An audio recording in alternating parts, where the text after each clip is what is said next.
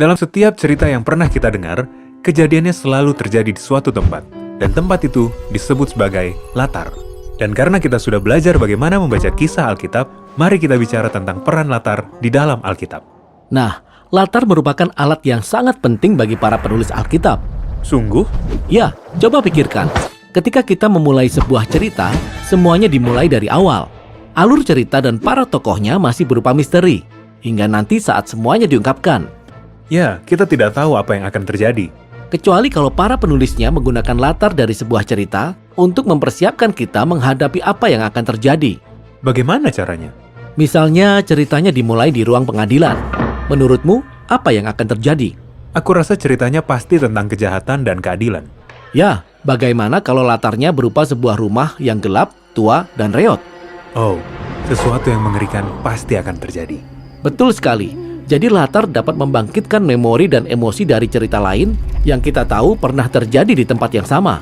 Nah, para penulis tahu akan hal ini. Jadi mereka menggunakan latar agar kita bisa menduga apa yang akan terjadi dalam cerita ini. Dan penulis yang baik dapat berkreasi dengan latar. Ia bisa membelokkan dugaan kita guna menyampaikan maksudnya. Ini terjadi dalam Alkitab? Di mana-mana. Misalnya, coba pikirkan tentang Mesir sebagai latar dalam Alkitab. Ya, kerajaan besar di Timur Tengah yang terletak di tepi Sungai Nil. Betul.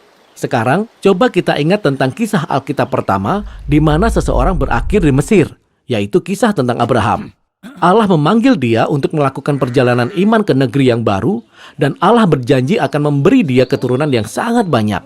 Lalu berangkatlah Abraham, tetapi ia tiba di sana pada saat sedang terjadi bencana kelaparan. Nah, apakah ia akan mempercayai Allah dan tetap tinggal di tanah perjanjian itu? Atau akankah ia pergi meninggalkan tanah itu dan mencari makan sendiri? Ya, Abraham pergi menuju negeri Mesir. Dan di sana, di negeri Mesir, segalanya menjadi bertambah buruk. Abraham menyangkali Sarah sebagai istrinya untuk menyelamatkan nyawanya sendiri. Hingga kemudian Fir'aun berusaha untuk menikahi Sarah. Oke, kesan pertama tentang Mesir bukan tempat bagus untuk dikunjungi. Tetapi kemudian Allah menyelamatkan mereka. Ia menurunkan tulah yang hebat di Mesir. Hingga Fir'aun menyerah dan menyuruh Abraham pergi dengan banyak membawa harta benda. Jadi apa yang kita pelajari tentang Mesir sebagai latar dari kisah ini? Mesir merupakan tempat berakhirnya orang-orang yang membuat keputusan yang bodoh, tetapi juga tempat di mana Allah datang dan menyelamatkan umatnya.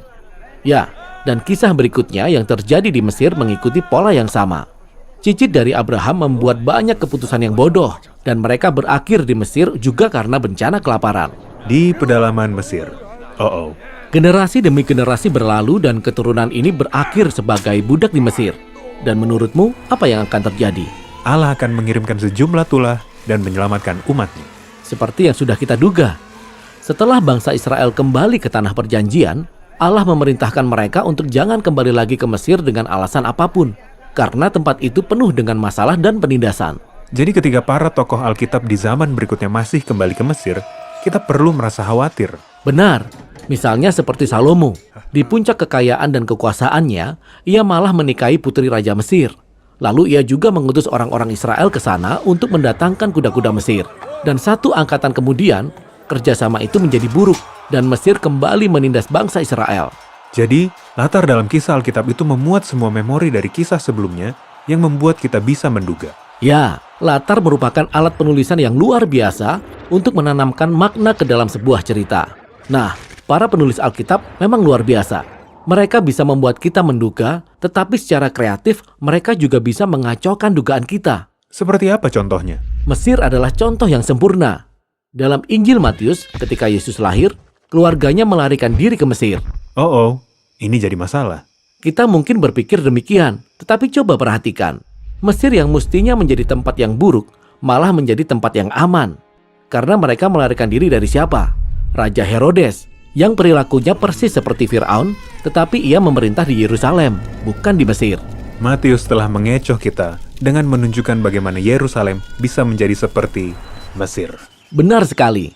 Kita bisa menemukan pola-pola seperti ini dalam berbagai latar dari kisah Alkitab. Babel, Moab, Padang Gurun, Bethlehem, dan masih banyak lagi lainnya. Ya, daftarnya panjang. Dan semakin panjang. Karena terkadang latar bukan hanya berupa sebuah tempat di peta, tetapi juga suatu situasi. Namun situasi juga bekerja dengan cara yang sama seperti sebuah latar. Sebagai contoh, ketika orang-orang bergerak menuju timur, kita bisa menduga akan ada masalah. Adam dan Hawa dibuang ke arah timur, kemudian Kain juga mengembara ke arah timur.